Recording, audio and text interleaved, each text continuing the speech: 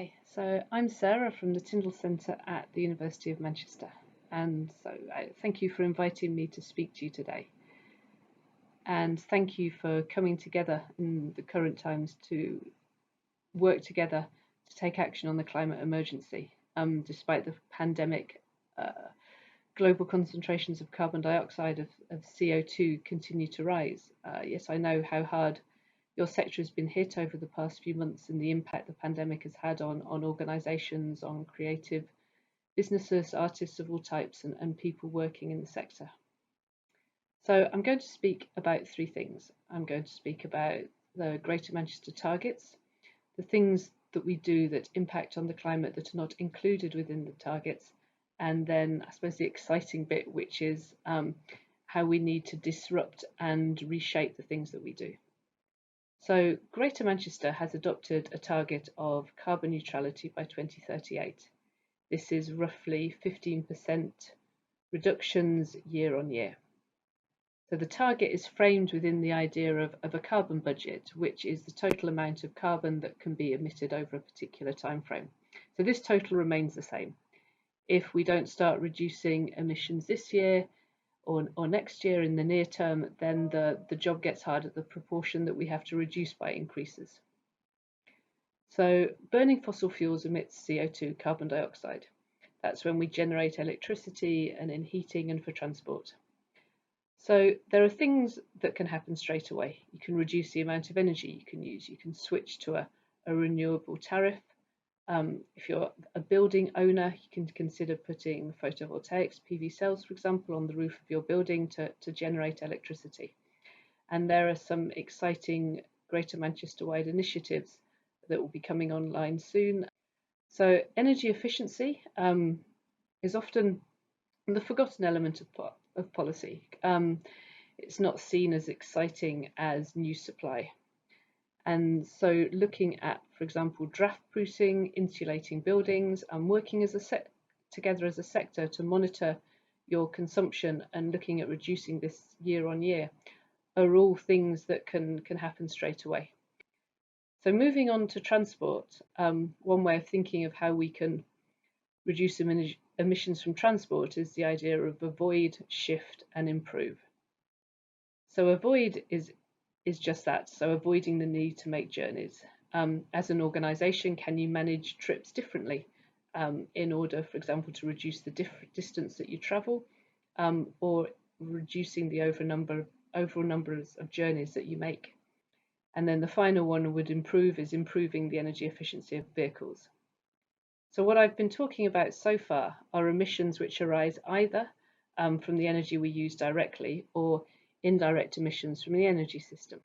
And so emissions from electricity are easy to reduce, and they're something which for the most part is within someone else's power to reduce. So what I actually want to talk about more is the emissions that are hard to reduce from heat, transport, food, and then material consumption, or the stuff that we use. So heat I've already mentioned, but in many ways similar to electricity, it's a technical challenge. Transport is partly technical, but if we're going to fight climate change, it's not just a matter of switching to electric vehicles, but we actually need to travel less. And travelling less means thinking differently about everyday life and the ways in which we work.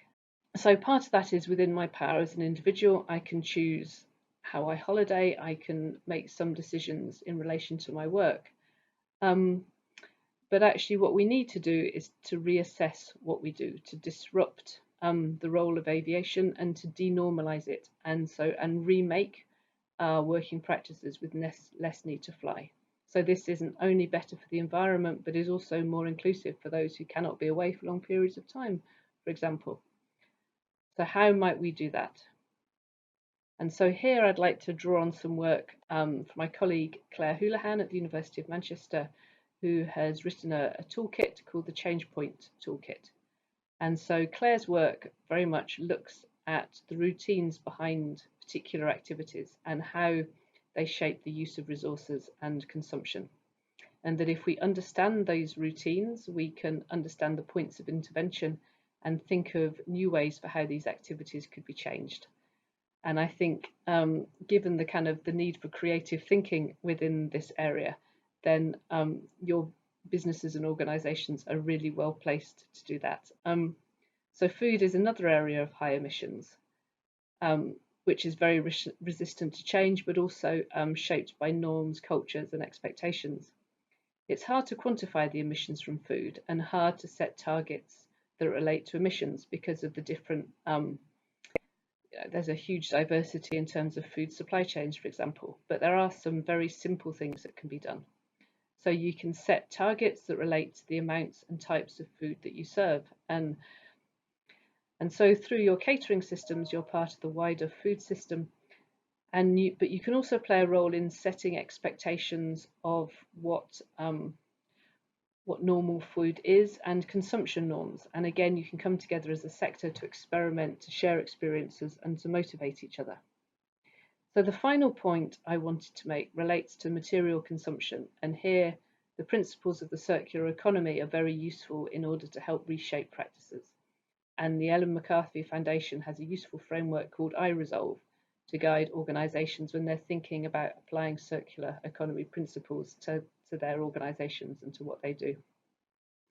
And so from this framework, 4 things stood out for me in terms of cultural industries. So the first is to look at the sharing of assets. The second would be to look at optimising the use of assets.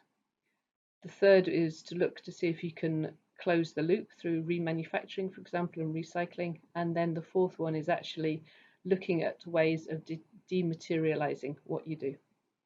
So that's where I'm going to stop. But thanks again, and please get in touch if you'd like to know more about any of the things I've spoken about.